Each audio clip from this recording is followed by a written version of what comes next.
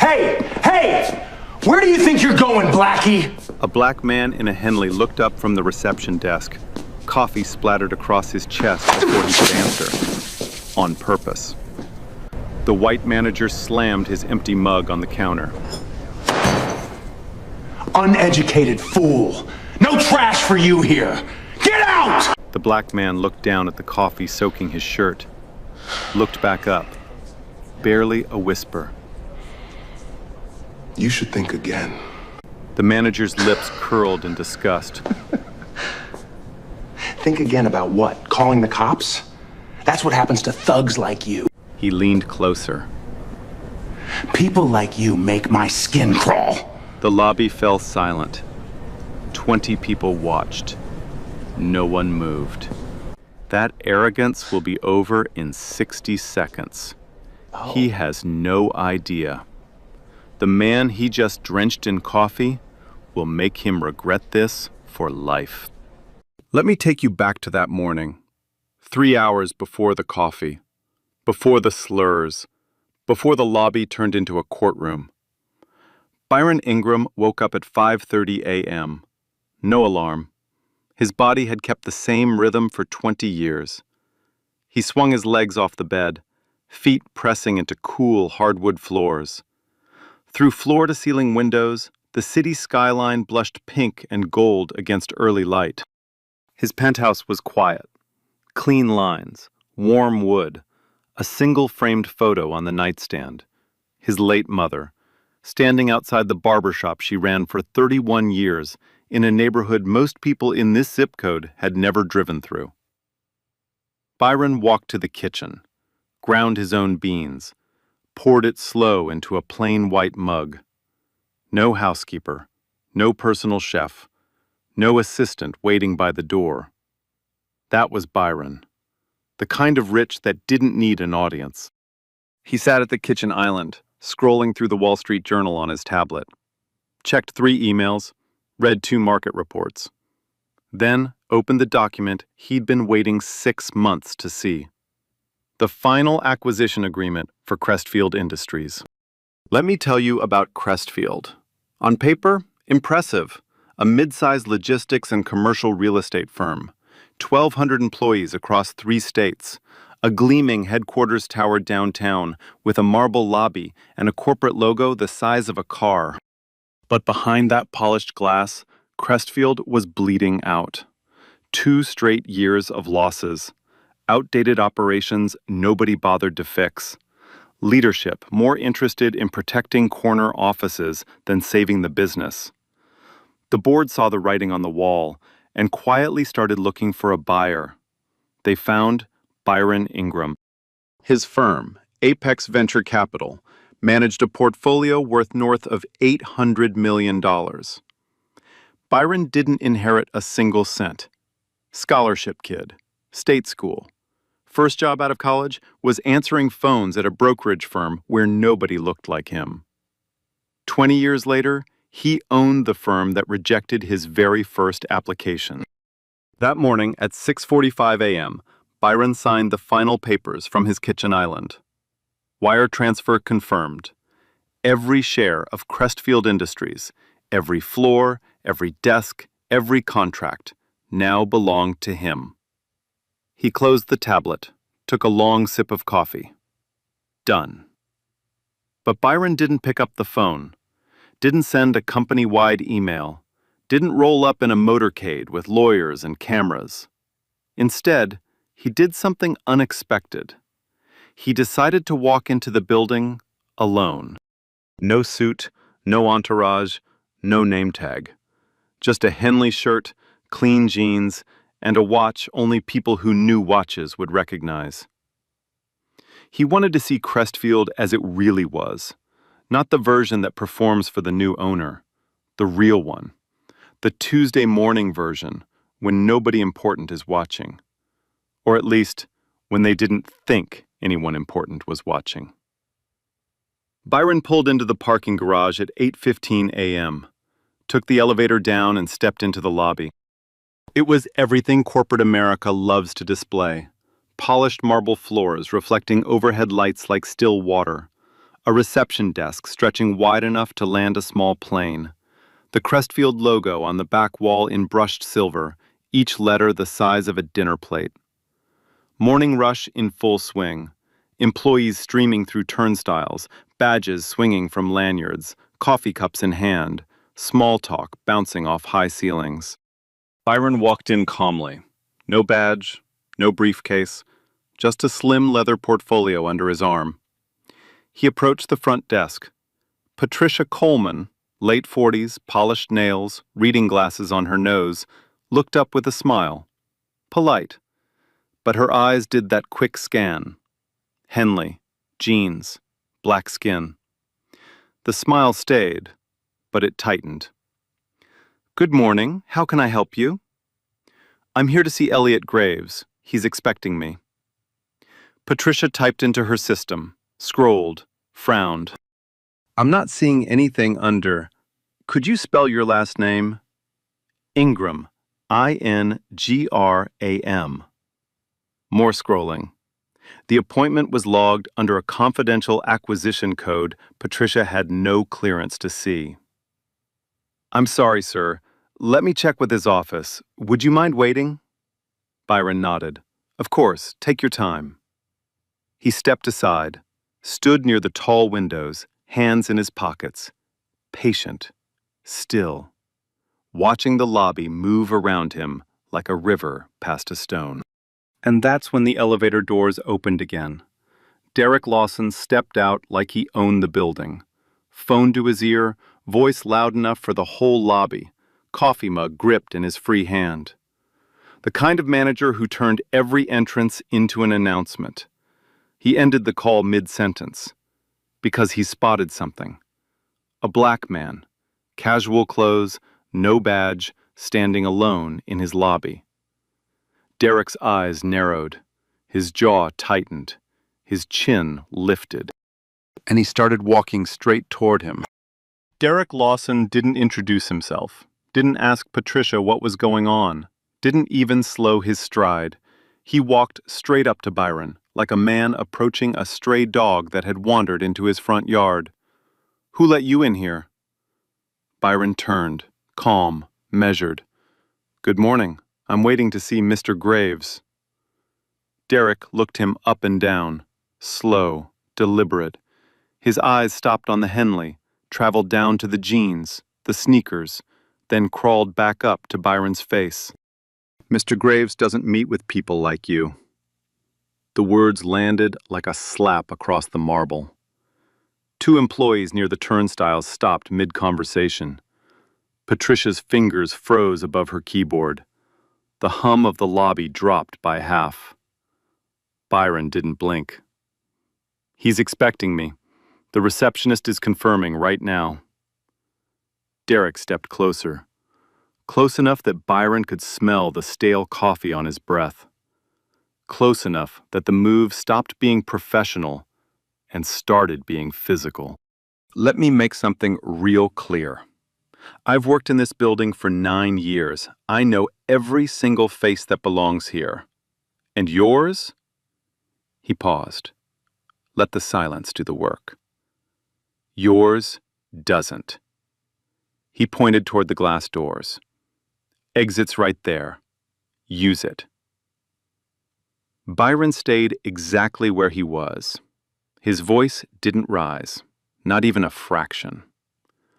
"I'd like to wait until the receptionist confirms my appointment." Derek's neck flushed red. A vein twitched at his temple. He wasn't used to hearing the word no, especially not from someone who looked like Byron. He turned to Patricia. "Pat, did you schedule this?"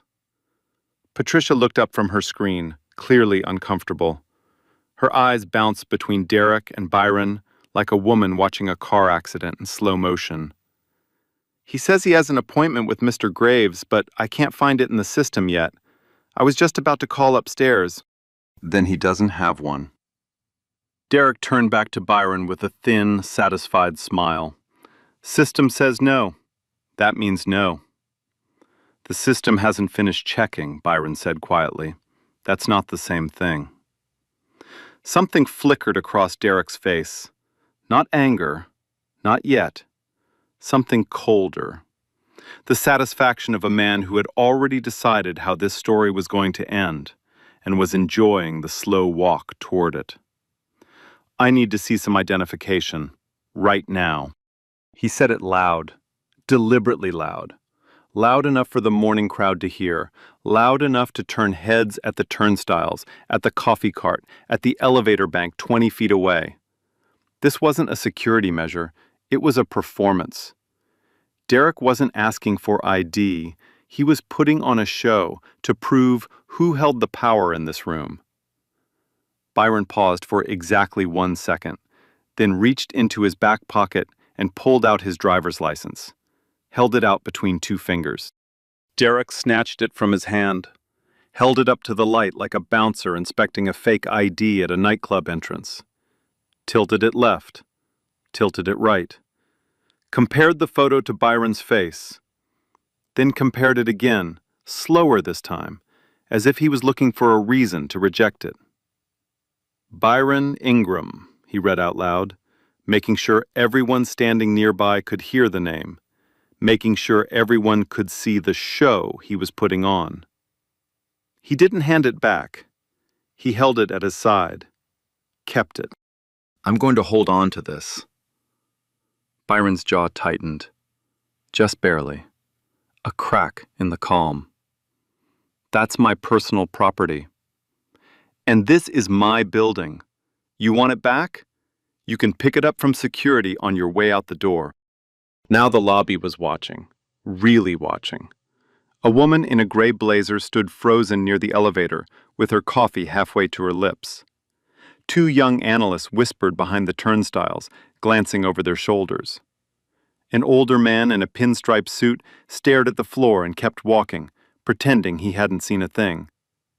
Nobody said a word. Nobody stepped forward. Derek turned his back on Byron and whistled. Actually whistled, the way someone calls a dog, for the security guard. Glenn, get over here. Officer Glenn Tucker was standing by the far wall near the emergency exit. Mid-40s, stocky build, buzz cut, hands clasped in front of him. He walked over with the reluctant pace of a man who already knew something wrong was happening, but didn't have the courage to name it. What's going on, Derek? Derek jerked his thumb toward Byron. Keep an eye on this one.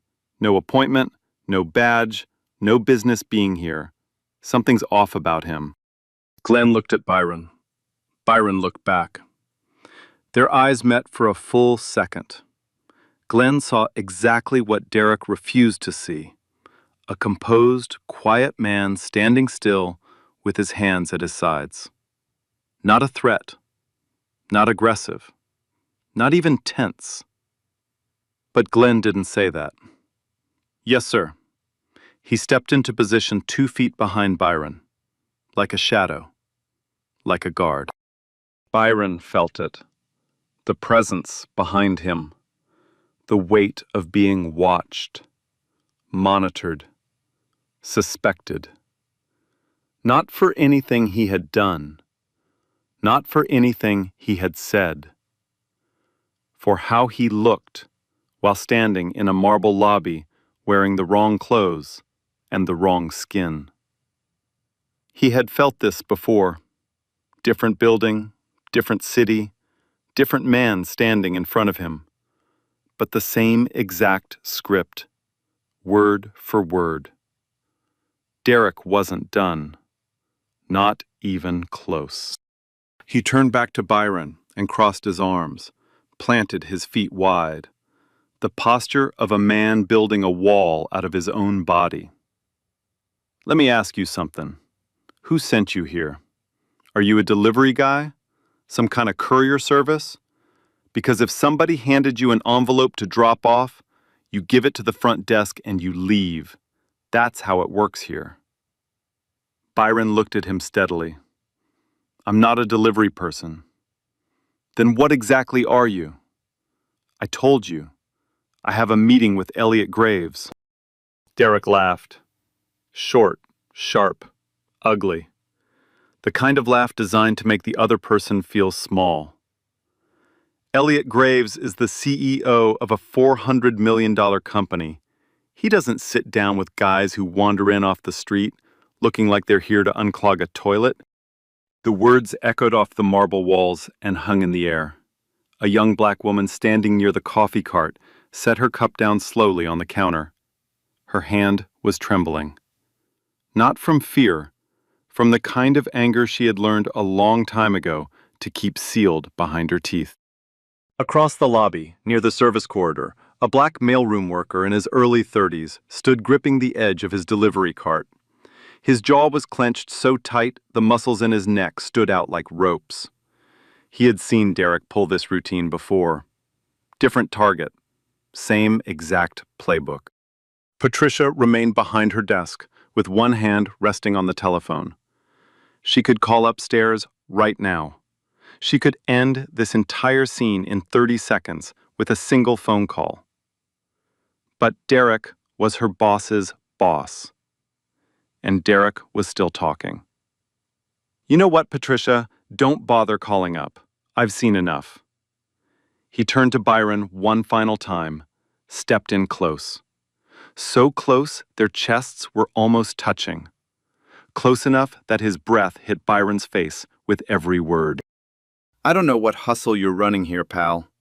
Maybe you're casing the building. Maybe you're here to lift somebody's laptop. Maybe you're just lost. But let me spell it out for you real slow, in a way even you can understand." He pointed at the glass doors, fingers steady, eyes cold. "You don't belong here. Not in this lobby, not on this floor, not anywhere in this building. Take your little folder, turn around, and crawl back to whatever hole you came from, before I have Glenn put you in cuffs and drag you out in front of everyone." Byron didn't move, didn't flinch, didn't look away. He stood there and absorbed every single word like a man standing in a downpour, letting it hit, letting it roll off, choosing, deliberately, consciously, not to react. Not because he couldn't, because he was already 3 moves ahead, and Derek Lawson had absolutely no idea that he was playing a game he had already lost. The clock on the wall behind Patricia read 8:24 a.m. Byron had been inside the building for exactly 9 minutes. And the worst part of this morning hadn't even started yet. Derek should have walked away. Any reasonable person would have. The man had shown his ID. He'd stated his business. He was standing quietly in a public lobby, bothering absolutely no one. But Derek Lawson wasn't a reasonable person. He was territorial. And the fact that Byron hadn't flinched, hadn't begged, hadn't cowered, hadn't shown even a flicker of submission was eating him alive from the inside out. So he escalated. "What's in the bag?" Byron looked down at the slim leather portfolio tucked under his arm, then back at Derek. "Personal belongings." "Open it." "No." The word hung in the air like a grenade with the pin pulled. 2 employees near the elevator bank exchanged nervous glances. Glenn shifted his weight behind Byron, the leather of his duty belt creaking in the dead silence. Derek's nostrils flared. He took one deliberate step forward. "I said open it. We've had theft issues in this building, company laptops walking out the front door, equipment disappearing from supply rooms overnight. You show up out of nowhere with no badge, no appointment, carrying a bag that nobody here can verify. You understand how that looks, right?" Byron's voice stayed level, quiet as a still lake on a windless morning. "You have no legal right to search my belongings, and you know that. I have every right to protect this company's property. It's not your property to protect." Something dangerous moved behind Derek's eyes, a flash of heat that tightened every muscle in his face. He turned to Glenn and snapped his fingers like he was summoning a waiter. "Glenn, standard protocol. Check the bag." Glenn hesitated. You could see the war playing out behind his face.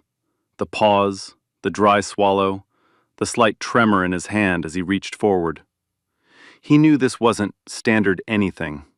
There was no protocol that authorized searching a visitor's personal belongings without probable cause. But Derek was staring at him with the kind of look that promised consequences. A look that said, "Do what I tell you, or you're the next problem I solve." Glenn stepped forward. "Sir, I apologize. Would you mind if I just took a quick look?" Byron studied Glenn's face for a long moment, saw the conflict swimming in his eyes, saw the shame buried just underneath the pressed uniform and the polished badge. Then he unzipped the portfolio and held it open. Inside, a tablet, a pen, a leather-bound notebook with a silver clasp. Nothing else. Glenn peered in, looked again. His shoulders dropped half an inch. "It's clean, Derek. There's nothing in here. Give me that tablet." Derek reached past Glenn and snatched the tablet from the portfolio before Byron could react. Held it up with both hands, turned it over slowly, examining it like stolen merchandise laid out on a pawn shop counter. "This is a $1,200 device. You want to tell me where you got this?" The lobby temperature dropped 10 degrees. The accusation wasn't subtle anymore. Derek wasn't hinting. He wasn't implying. He was saying it, out loud, in front of every person standing within earshot. "You stole this." Byron's eyes didn't waver. "It's mine. I purchased it. Put it back." "How do I know that? How does anyone in this lobby know you didn't slip into one of our offices upstairs and help yourself to whatever wasn't nailed down?" "Because I haven't been upstairs. Because I've been standing in this exact spot, in front of your receptionist, your security guard, and 20 witnesses for the past 10 minutes. You know I didn't steal anything. You just don't care." Derek's grip tightened on the tablet. For a brief, violent second, it looked like he might hurl it across the floor. Instead, he dropped it back into the portfolio with a heavy thud that made Patricia flinch behind the reception desk. "Don't get smart with me, boy." Byron zipped the portfolio shut. His hands were perfectly steady. But if you looked closely, truly closely, you could see the muscle along his jawline working. A slow, grinding clench. The only visible sign that underneath that granite surface, a furnace was building pressure. Derek pivoted to face the lobby, raised his voice so every single person in earshot could hear him clearly. "Folks, I want to apologize for this little disruption. We're dealing with an unauthorized individual who has refused to cooperate with building security. We'll have this wrapped up shortly." He delivered it like a flight captain addressing passengers during mild turbulence. Measured, professional, almost bored. Except Byron wasn't turbulence. He was a human being. A man being publicly stripped of his dignity, one layer at a time, in a room packed with people who could see exactly what was happening. And every single one of them chose to stare at their shoes. Derek turned back, and this time he closed the distance completely, chest to chest, using every inch of his 6'2" frame to tower over Byron like a wall of hostility. "I have been patient with you, more patient than you could possibly deserve." Byron didn't retreat, didn't tilt his chin, met Derek's glare at point-blank range, eye to eye, breath to breath. "You call this patience? I call this a courtesy.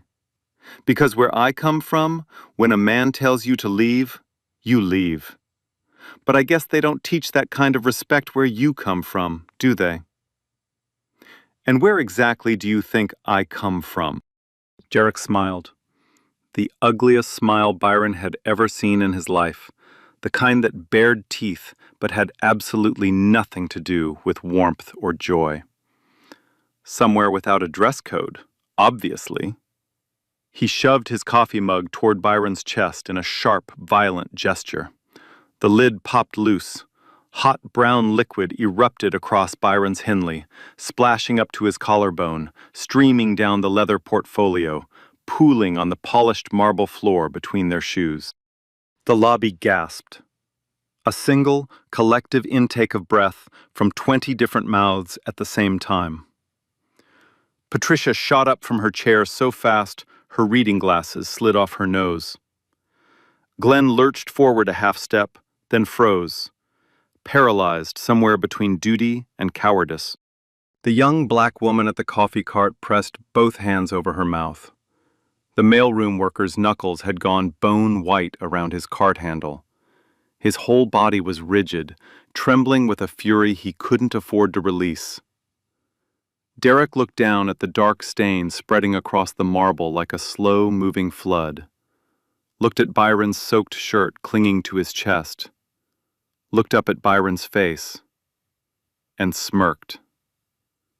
Oops. One word. One single, mocking syllable.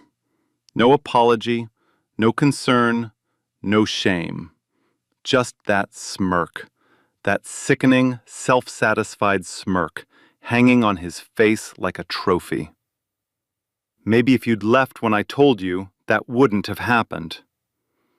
Byron looked down, watched the coffee drip from his shirt onto the marble floor. 1 drop, 2 drops, 3. Each one striking stone with a tiny, precise sound that in the dead silence of that lobby hit like a drumbeat. He looked back up at Derek, said nothing. Took one slow, controlled breath through his nose, let it out through barely parted lips, and the entire lobby held its breath with him. Now, here's a detail that matters more than anything else in this scene. A detail that Derek Lawson, in all his swaggering arrogance, never once thought to consider. In the upper right corner of the lobby ceiling, tucked discreetly behind a dark glass dome no bigger than a grapefruit, a security camera sat quietly recording. It had been capturing footage since the moment Derek first raised his voice. Every word, every accusation, every gesture, every single drop of coffee. All of it, stored in crystal clear high definition with a running timestamp in the bottom corner of the frame. Derek never looked up, not once. Byron did. He had clocked that camera within 30 seconds of entering the building. Because Byron Ingram didn't react to situations, he documented them. Byron stepped 3 feet to his left, pulled his phone from his pocket, dialed a single number, and spoke just quietly enough that Derek couldn't make out the words.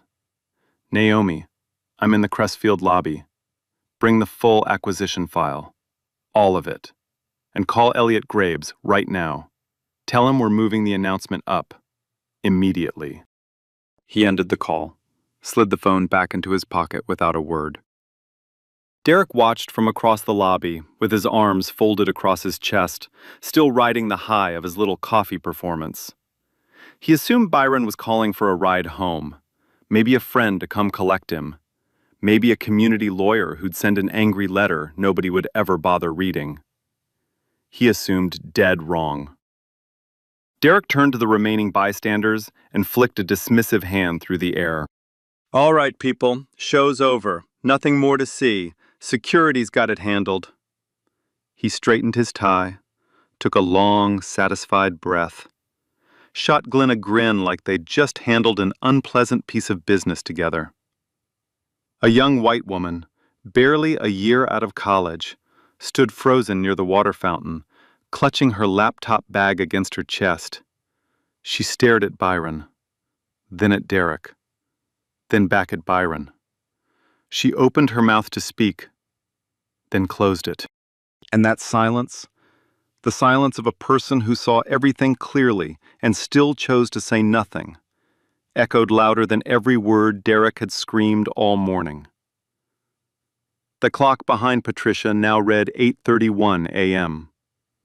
In less than 10 minutes, Byron Ingram's quiet phone call was going to land in this lobby like a 500-pound bomb. And Derek Lawson's entire world was about to be ripped out from under his feet. At exactly 8:38 a.m., the lobby doors swung open. Every head turned. A woman walked in like she owned the air around her.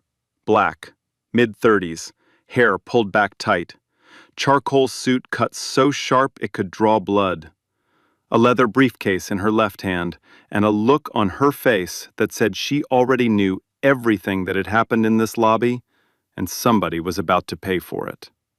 Naomi Watts Davis, Chief Legal Counsel for Apex Venture Capital, Byron's right hand.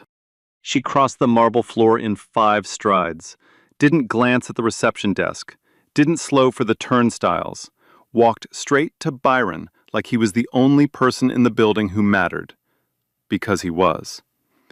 Mr. Ingram. Her voice was steel wrapped in silk. I have everything. Elliot's on his way down. She opened the briefcase right there in the middle of the lobby, pulled out a bound document, thick, heavy, official. The Crestfield Industries logo printed on the cover in embossed gold letters. Beneath it, in bold black type, Acquisition Agreement, Final Execution Copy. She placed it in Byron's hands. Derek had been watching from 10 feet away. His smirk was gone now, replaced by something twitchy, uncertain. He stepped forward with his chest puffed out, trying to recapture the authority that was already slipping through his fingers like sand.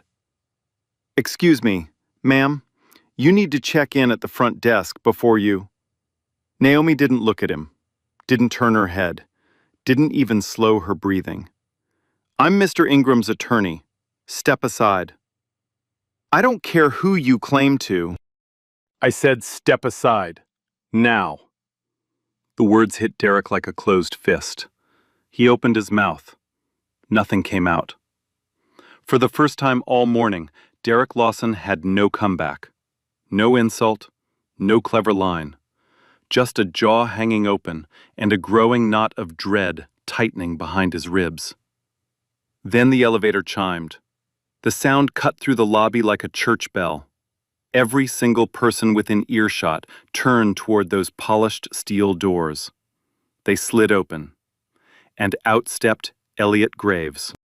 62 years old, silver hair combed back, navy suit, white pocket square, shoes polished to a mirror shine.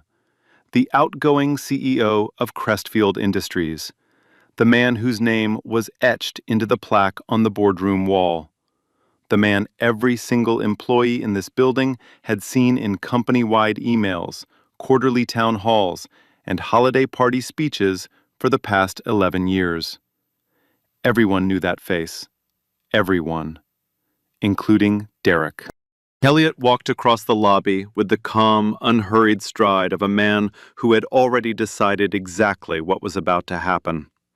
His eyes swept the scene, found Byron, found the coffee stain soaking through his Henley, found Naomi standing at his side with documents in hand. His expression didn't just darken, it turned to stone.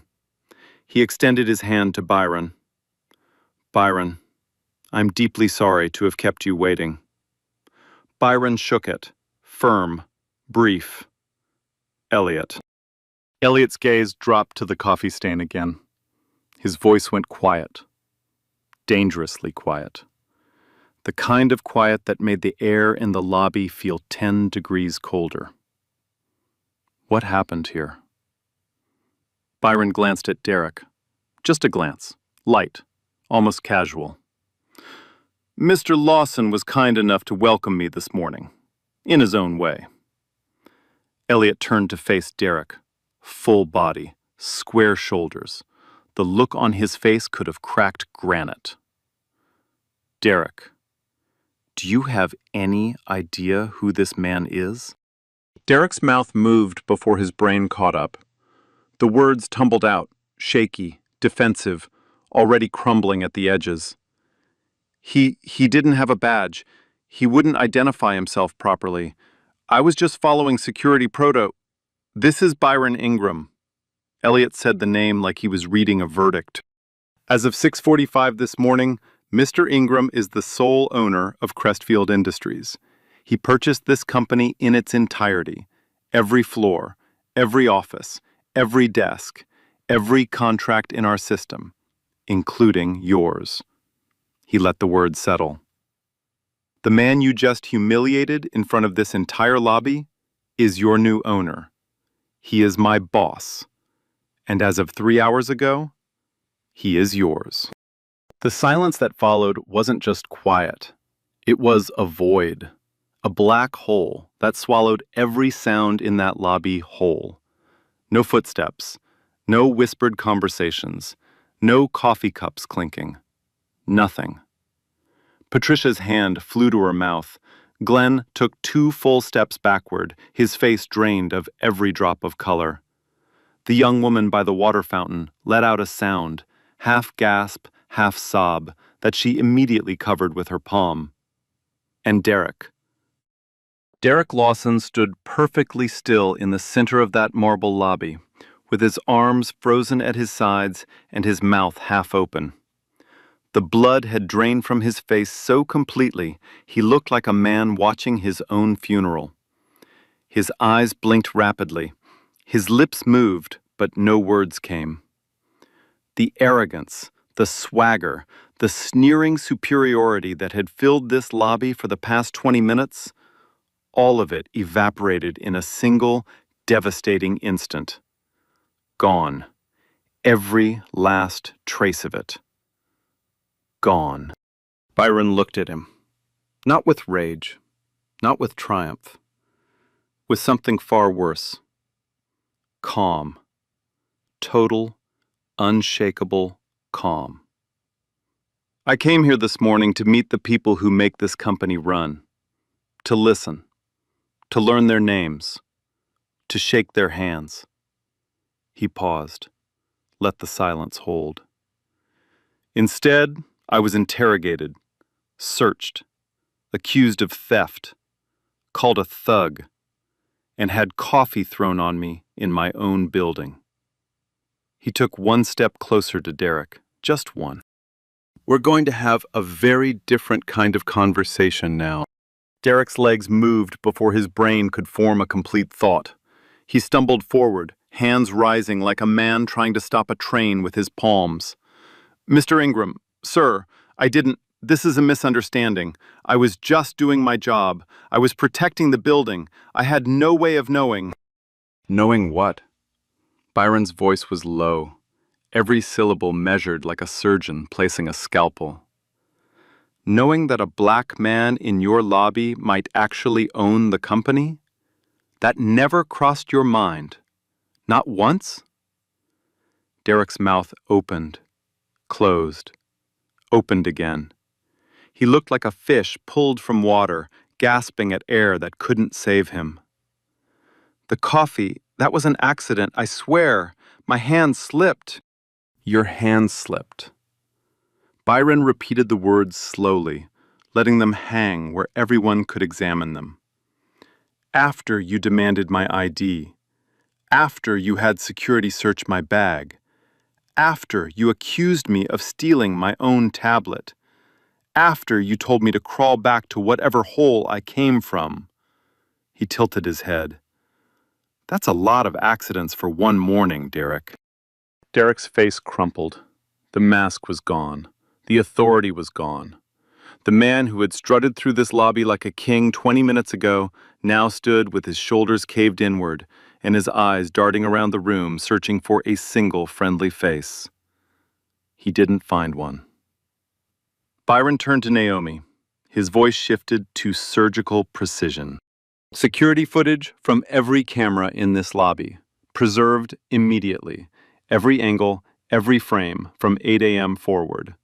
Copies to our legal team within the hour. Nothing deleted, nothing overwritten. Naomi was already typing on her phone. Done. Preservation order filed before lunch. Byron turned to Elliot.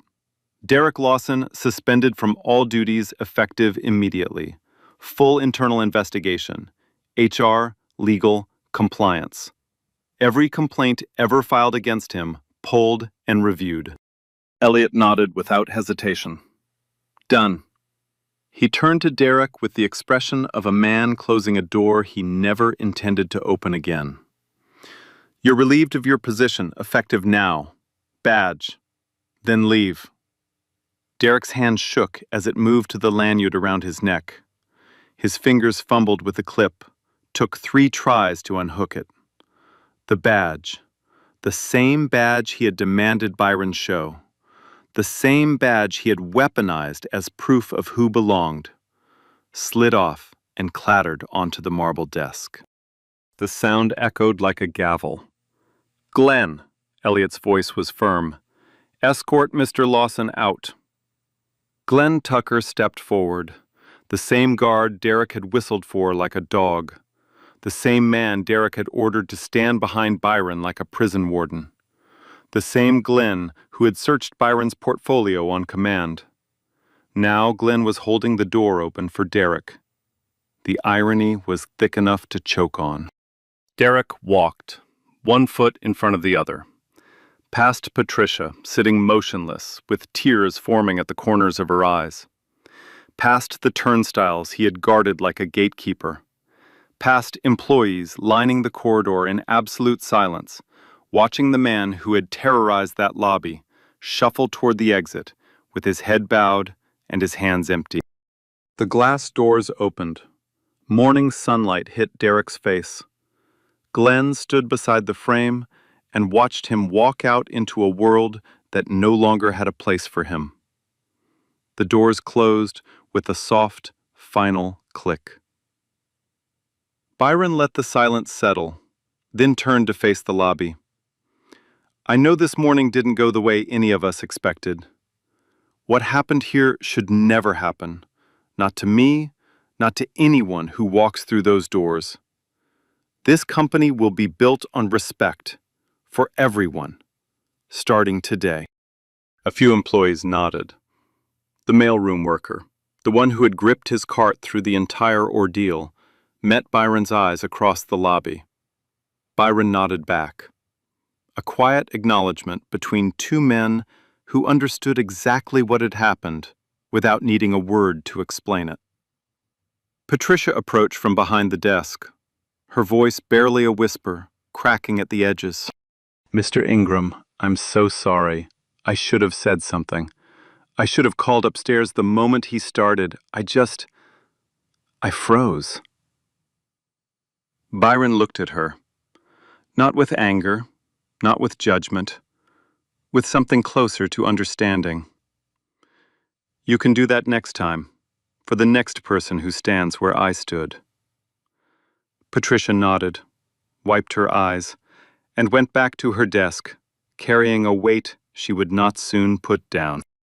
The lobby incident was over in 20 minutes. The consequences would take months to unfold. And every single one of them landed on Derek Lawson like a hammer falling from the sky. It started with the investigation. Within 48 hours of Derek's suspension, Byron's team began a full-scale audit of Crestfield's internal HR records. What they found made the coffee incident look like a warm-up. Derek Lawson had 3 prior complaints on file. 3. All from employees of color. All buried. The first was from 2 years earlier. A black delivery driver had arrived at the loading dock with a scheduled shipment. Derek intercepted him at the service entrance, refused to check the manifest, and called the police. Told the dispatcher there was a suspicious individual attempting to break into the building. The driver sat in handcuffs on the curb for 45 minutes before his dispatcher called Crestfield's logistics department and confirmed the delivery. No apology from Derek. No incident report. The driver filed a complaint with HR. It was marked resolved, no further action, within 72 hours. The second was from 18 months ago. A Latina account executive named Renee Castillo had applied for a senior promotion she was more than qualified for. Derek sat on the selection committee. In an internal email, one he never expected anyone outside that committee to read, he wrote 6 words that ended the discussion. Not the right cultural fit here. Renee didn't get the promotion. A white colleague with 2 fewer years of experience did. Renee filed a formal discrimination complaint. It disappeared into a filing cabinet and never resurfaced. The third was the most recent, 8 months before Byron walked into that lobby. A young black IT contractor was working late on the 4th floor when Derek found him in the hallway. No conversation, no questions. Derek called security and had him removed from the building. The contractor had a valid access pass the entire time. He filed a complaint the next morning. The response from HR was a single paragraph informing him that management had acted within its discretion. 3 complaints, 3 people of color.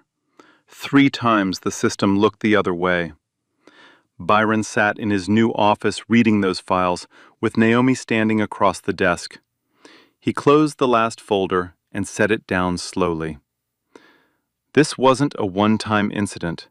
This was a pattern, and this company protected it. Naomi nodded. Every single time. Then the footage leaked. Nobody knew exactly who did it. The internal investigation would later narrow it down to a mid-level IT employee who had access to the security server. But by the time they identified the source, it was already too late. The clip was everywhere. 43 seconds of high-definition lobby footage. Derek Lawson snatching Byron's ID. Derek jabbing his coffee mug into Byron's chest. The splash. The smirk. And, captured with perfect clarity on the overhead microphone, that phrase.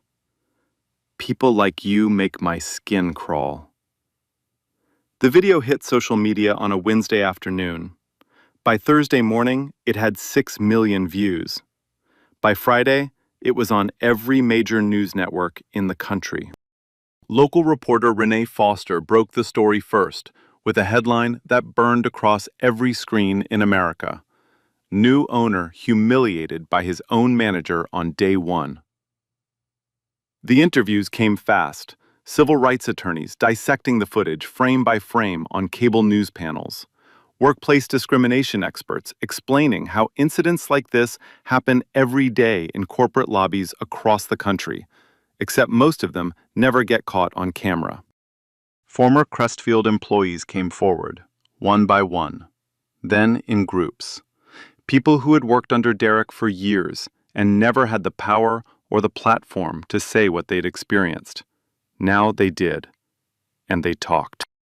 Derek hired a lawyer, released a public statement through his attorney calling the incident an unfortunate misunderstanding blown out of proportion by social media. He claimed the coffee was an accident. He claimed he was following standard security procedures. He claimed he had no idea who Byron was. The footage said otherwise, and the internet wasn't interested in his excuses. The legal consequences came down like a collapsing building. Byron's legal team, led by Naomi, filed a formal criminal complaint. The coffee throw, captured clearly on camera, unmistakably deliberate, was charged as simple assault. Derek was arrested on a Tuesday morning at his home, cameras waiting on the sidewalk, because someone at the courthouse had tipped off the press. Simultaneously, Naomi filed a civil lawsuit on behalf of the 3 previous victims, whose complaints had been buried. The suit named Derek individually and Crestfield's former HR leadership for institutional negligence. The court proceedings lasted 11 weeks. Derek's attorney tried every angle, claimed the complaints were exaggerated, claimed the footage lacked context, claimed Derek had an exemplary record prior to the incident. The judge wasn't impressed. Derek was found liable on all civil counts, ordered to pay restitution to each of the 3 prior victims. His criminal case resulted in a suspended sentence, 200 hours of mandatory community service, and court-ordered anti-bias training that would last 18 months.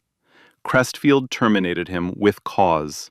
He forfeited his severance package, his stock options, his pension.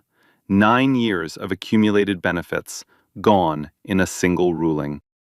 His name became unsearchable in professional circles without the footage appearing in the first 3 results. No company in the logistics industry would touch him. His career, the one he had spent 9 years building behind that marble desk and those glass turnstiles, was finished. But Byron didn't stop at Derek. Punishment without reform is just revenge. Byron wanted something bigger. He dismantled Crestfield's entire HR infrastructure and rebuilt it from the ground up. Mandatory anti-discrimination training for every employee, every quarter, no exceptions. An independent ombudsman office with direct reporting access to the CEO, not buried inside the department it was supposed to oversee. An anonymous whistleblower system that guaranteed protection from retaliation. He promoted Renee Castillo, the Latina executive Derek had blocked, to Senior Vice President of Client Operations, the role she should have had 18 months ago. He hired a new Chief Human Resources Officer from outside the company, a woman with 15 years of experience in civil rights law and corporate equity reform. Her first act was reopening every buried complaint in Crestfield's history. And the ripple effect spread beyond Crestfield's walls. 3 competing firms in the logistics industry quietly launched internal reviews of their own lobby security and visitor protocols after the footage went viral. 2 of them hired outside consultants to audit their HR complaint processes. Byron was invited to deliver the keynote address at the National Business Leadership Conference that fall. The topic: corporate accountability, implicit bias, and the cost of looking the other way. He accepted, not because he wanted attention, because he understood something most people in power never learn, that fixing one man's behavior changes nothing if the machine that enabled him keeps running. Byron didn't just punish Derek Lawson. He dismantled the system that protected him. 6 months later, the lobby looked different. Not just renovated, transformed. The cold marble was still there, but the walls had changed. Local artwork hung in clean frames along both sides. Paintings, photographs, mixed media, sourced from artists across the city, many of them artists of color. Warm lighting replaced the old fluorescents. A living plant wall stretched behind the reception desk, green and breathing, softening every hard edge in the room. It didn't feel like a fortress anymore. It felt like a front door. Byron walked through that lobby on a Tuesday morning. Same time, same entrance, different world. Employees greeted him by name as he passed, not because they had to, because they wanted to. A young analyst waved from the coffee cart. Patricia looked up from the reception desk and smiled, a real one this time, no tightness at the corners. And near the service corridor, standing beside a new desk with a nameplate that read Operations Coordinator, was the mailroom worker, the same man who had gripped his cart and clenched his jaw on that terrible morning 6 months ago. His name was Terrence Moore. Byron had noticed him that day, remembered the look in his eyes, recommended him for the promotion personally. Byron stopped. They shook hands. "How's the new role treating you?" Terrence smiled. "Like I finally belong somewhere, sir." Byron nodded. "You always did." He took the elevator to the top floor, corner office, floor-to-ceiling windows overlooking the skyline he used to watch from his penthouse kitchen. His desk was clean, organized. A framed photo of his mother in the same spot it always occupied, next to his coffee mug. But there was one other item in his office that most visitors never noticed. In the bottom drawer of his desk, folded neatly inside a clear garment bag, was a Henley shirt. Coffee-stained, unwashed, preserved exactly the way it looked the morning Derek Lawson tried to humiliate him out of his own building. Byron didn't keep it as a trophy. He kept it as a compass. A reminder that the way people treat you when they think you're nobody tells you everything you will ever need to know about who they really are. As for Derek Lawson, he completed his 200 hours of community service at a nonprofit workforce center on the south side of the city. He finished his court-mandated anti-bias training without incident. His lawyer quietly reached settlements with all 3 prior victims. He applied to 11 companies in the 18 months following his termination. None of them hired him. His name had become permanently welded to 43 seconds of footage that the internet would never forget. Last anyone heard, Derek had taken a mid-level logistics coordinator position at a regional shipping company 2 states away. No direct reports, no management title, no marble lobby. No one felt sorry for him. No one celebrated either. It was just consequence. The kind that finds you when the cameras are rolling, and your own words become the evidence. So the real question was never whether this kind of thing happens. The real question is what we do when we see it. Byron Ingram didn't win because he was rich. He didn't win because he had a legal team on speed dial or a billion-dollar portfolio backing him up. He won because the truth was on his side, and he had the patience to let injustice reveal itself in broad daylight. But not everybody has that kind of power.